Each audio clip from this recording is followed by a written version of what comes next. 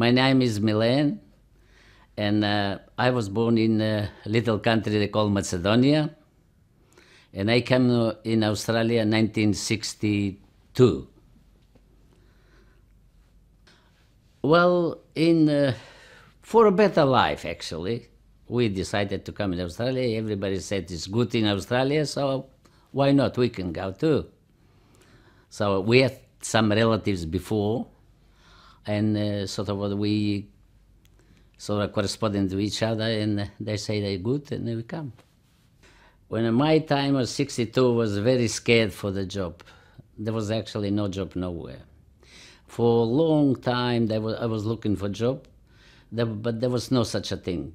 I was brought at the farm in Warraby, but I wasn't much good at the farm because when I was young, I was working in a town in the shoes factory, and that way I couldn't do much with the farm.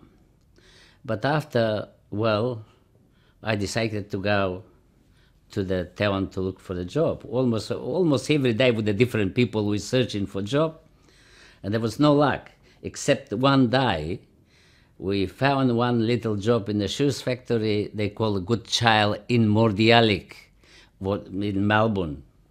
So of course we have to accept it. But I was living in the Yarraville. From Yarraville to Mordialloc, about 25 stations. It was so long to travel there. And I say to the cousin, he brought me in, I say, look, you brought me here with your car, but I had to come 25 stations.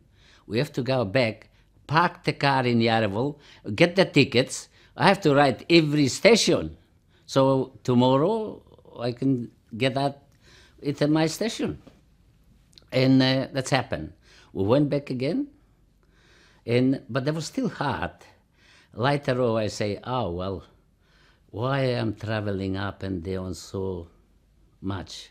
Why not I someone I can get the accommodation somewhere near to the factory? And that cousin who brought me in there, he bought me ice cream in one restaurant there was a thing, and I did myself, went there, I say, look, can I have I couldn't say in English, there was a Greek man, but I couldn't say neither Greek or English, and I mentioned only kreve, that means something to sleep, and but in Greeks is the kreveta.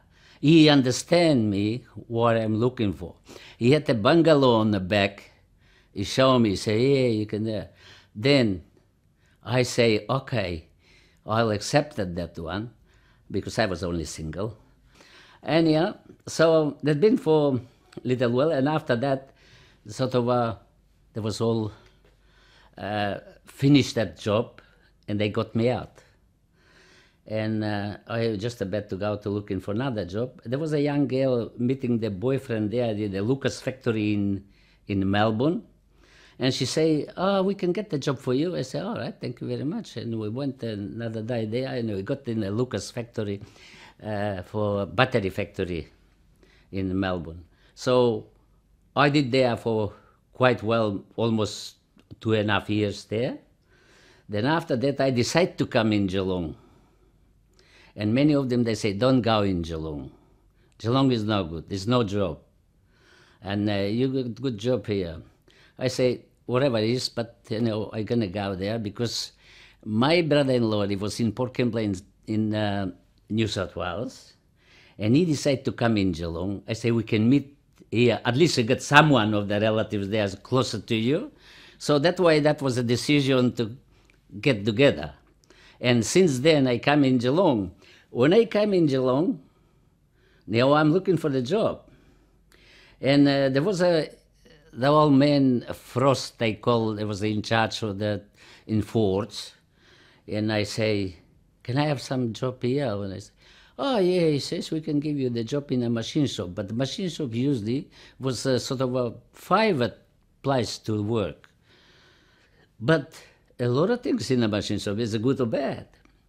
In the morning, when I supposed to start, and there was another young fella, Italian black, the one who was in charge there was Italian. Of course, he gave to the Italian black, which is, I'm not jealous for that, so he gave to the Italian black a better job. To me, what they gave me, there was a very hard job. One is the hardest one. And I just did a couple days there. And I say to the Italian black, I say, can I go to the office? He said, yeah, you can go. I went there. I said, well, this is the job I'm going to work. He says, oh, hang on. We go there, talk to Mario.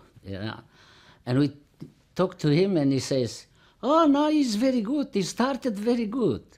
I say, you tell him I started, but I didn't like this job. But the family just arrived. I didn't have no even spoons, no even plates, no even nothing, But the one thing I say, I'm not going to die. I'm not going to sell myself for this job. And finally, I went out. I said, give a notice. I went out after a week. Come here in Geelong West, on a corner there, Packington Street and Albert Street. And the bus driver said, can you take me around? Where is any factory around here in Geelong? He said, oh, it's plenty wool mills. They took me around and they dropped me at the river there, So I went out, went to one. He said, yes, but you got the experience now. Now good. Well, another one. You got the experience now. We got third one now. I had about 5 of him. And the last one was a Godfrey Hirsch, they used to call, down the river. And I went there, I say, oh, what's my difference if I tell him I got the experience? So it doesn't matter. Still, they don't want me anyhow, so what? And I come there, I say, are you looking for a job? I say, yeah. I said, do you have any experience? Yes, got experience. But he called, he say, in what sort of machine you was working? I don't know none of him. And I say, any machine in the textile industry. When I say that, he told you some techniques, some men, everything. And he say, hang on, I'm going to call the director. And he comes, we shook hands for 15 minutes, so this is a big man coming there. I got no idea. Anyhow, we went there to show me the factory. He said to me, this is what we call a spinning room. This is the card room. The other one, something else. And after all, we ran, my hands on the back like that, like someone visiting the factory. And so after all, there was nothing. We went around, and they call the rega room. Whatever they do to the machine, anything go wrong, they cut and redo it again through the little machine. We're sitting 2 of us there, and I sort of was thinking, why they ask for a experience man if we have to do this job? Even that man can do if we put something to move the hand to cut that with the chopper. And there, why they asking for the experience? I was there for about 5 months. Just 2 weeks before Christmas, a young girl come from office. Do you smoke? I say no. We give you chocolate. She went, and the next one come after, says you out. About 45 of us out before 2 weeks before Christmas. I said, that's a good twist. Anyhow, after that, so my brother was here, and he decided to go back to Macedonia. And we farewell him to Melbourne. And with the kids just arrived there at that time, and it was just start a little bit of English talking. Opposite, when you come to the Flinders station, they were all first class. And there was a second class, got nowhere. And anyhow, so I say to my wife, after we say goodbye to my brother, and I say to my wife, go in the first class. She says, oh, no. I say, yeah, we go. Say, what are we going to do with us? No one can take anything of us, and no one can give us, even if it's the police, and give you at least a cup of coffee. Anyhow, we did. We did. We're sitting here opposite. A little fellow like me, Australian black, he was working in the parcels office on the railways. And he said to me, oh, you got a nice family. I say, yeah, the family all right, but I'm no good. He said, why? I said, got no job. No job?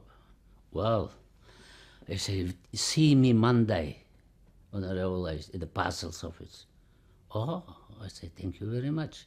And Monday morning I went to the office first, without seeing him. And I say, there is any job? Oh, no, no, no, we're going to take people off. I say, don't be smart, go where the man told you to go. Anyway, I went there, and we shook hands, and he said, take you to the station master. And he took me there, and he says, they just test my English, you know. Didn't know how much, you know, but whatever, I was satisfied to say it's good enough. And they give me the job. They say, you're going to be Shanta. Oh, my God, what's Shanta? They're going to send you on the moon, and you don't know what that means. And they say, but my time with the family, no job before Christmas, is not to say no. I have to accept it. Then went through the dictionary to look, what's that mean? What I'm going to do? You know, so that was a difficult time, but anyway, and that passed too. And it's always carrying the little man in my heart. He was a good-hearted man, done well for me, you know. So since then, I retired from railways after 23 and a half years.